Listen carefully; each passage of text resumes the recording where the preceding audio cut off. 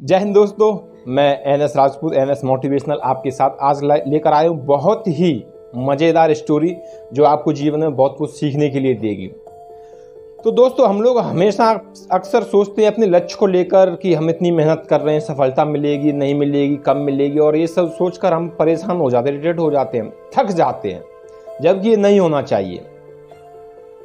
हमारे अंदर सफलता वो होनी चाहिए कि जिस महाराष्ट्र सरकार ने उस बंदे को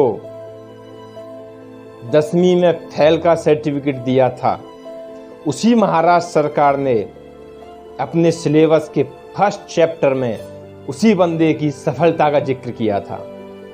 आप सभी जानते हैं, मैं बात कर रहा हूं क्रिकेट का भगवान कहे जाने वाले सचिन तेंदुलकर की। उन्होंने हार नहीं मानी थी, कोई बात नहीं है, वो पढ़ने में कमजोर थे, लेकिन उन्होंने अपना टैलेंट पहचाना और वो सफल हो गए। तो दोस्तों, मैं बताता हूँ, एक बार एक बंदा होता है, वो हिमालय पर चढ़ने की कोशिश करता है और सोचता है कि मैं हिमालय की चोटी पर चढ़ूंगा। एक दिन उसने चोटी पर चढ़ना शुरू कर दिया था। चोटी पर चढ़ते चढ़ते काफी ऊपर तक पहुंच गया था और वो थक गया था। थक कर वो बैठ गया और वो सोच रहा था, पता नहीं मैं ऊपर तक जा पाऊंगा नहीं जा पाऊंगा, चोटी पर पहुंच पाऊंगा नहीं पहुंच पाऊंगा, और पूरी तरह से थक चुका था। ये सोचते सोचते उसकी निगाह एक वृद्ध पर पड़ी थी, वो भी हिमालय की तरफ जा रहे थे। उसने देखा कि वो वृद्ध तो चढ़ता जा रहा है, तो उसने रोका और उन्हें पूछा कि आप कहाँ जा रहे हो।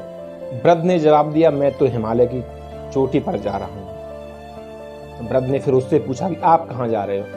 वो बोला कि जा तो मैं भी हिमालय की चोटी पर रहा था, लेकिन अब मैं पूरी तरह से थक चुका हूँ, पता नहीं मैं हिमालय की चोटी पर पहुंच पाऊंगा नहीं पहुंच पाऊंगा। हिमालय की चोटी तो बहुत दूर है और इतनी मेरे में एनर्जी बची नहीं है, समझ में नहीं आ रहा क्या होगा, कितना टाइम लगेगा, मेरा सपना पूरा हो पाएगा नहीं हो पाएगा। और उसके ख्याल में जितने भी मन में उसके ख्याल आए थे, वो सारे के सारे उसने उस वृद्ध को बता दिए। वृद्ध उसकी भावनाओं समझ गया, उसकी परेशानी समझ गया। फिर वो व्यक्ति वृद्ध से पूछता है कि आप मुझे बताइए, मैं क्या करूं, मैं ऊपर पहुंच पाऊंगा कि नहीं पहुंच पाऊंगा, कितना समय लगेगा।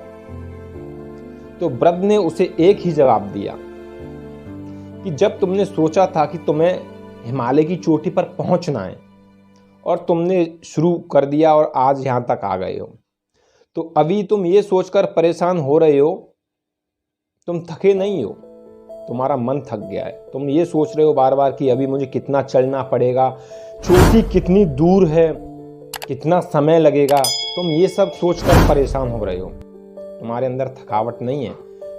इस तरह के जो विचार है ना, उसने तुम्हारे मन को तोड़ दिया है। तुम उस चोटी की दूरी को अपने दिमाग में बार बार ला रहे हो।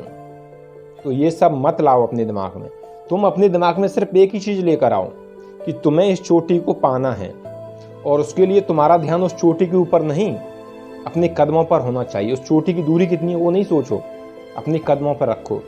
एक कदम मैं आगे रखूंगा तो चोटी मेरे पास आएगी, फिर ध्यान अगले कदम पर रखो कि मैं एक कदम आगे रखूंगा, चोटी मेरे पास आएगी।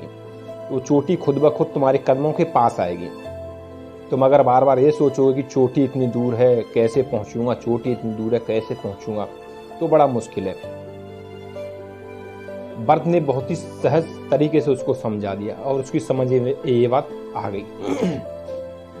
तो दोस्तों, अक्सर हमारी जिंदगी में यही होता है, हम अपने लक्ष्य को लेकर परेशान हो जाते हैं, जबकि हमें परेशान नहीं होना चाहिए अपने लक्ष्य को लेकर। जो हमारा लक्ष्य है, हमें बस निरंतर प्रयास करते रहना चाहिए। लक्ष्य एक दिन मिल ही जाता है। जब अंधेरा होता है और हम अंधेरे की तरफ जाते हैं, तो ऐसे दूर से हमें दिखाई देता है कि बहुत दूर जाके देखो अंधेरा बहुत ज़्यादा है, वहाँ सामने तो बहुत ज़्यादा अंधेरा है। लेकिन हम अब चलते रहते हैं तो उसी अंधेरे में हम क्रॉस कर जाते हैं, और बहुत आसानी से जब हम उस जगह पहुँचते हैं तो हमें पता चलता है कि अंधेरा वहाँ नहीं है इतना जितना हमें दूर से दिखाई दे रहा था। तो सफलता का भी यही होता है।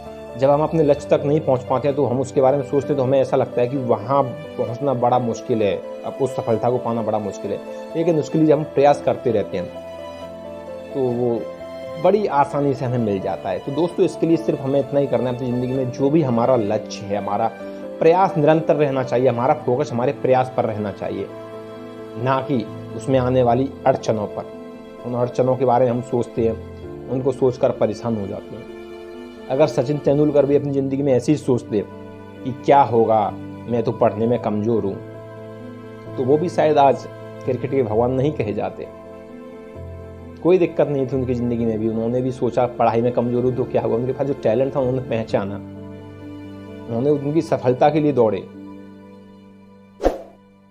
तो दोस्तों यही हमारी ज़िंदगी में, अगर आपको मोटिवेशनल स्टोरी पसंद आई हो तो लाइक कमेंट शेयर ज़रूर करें। जय हिंद।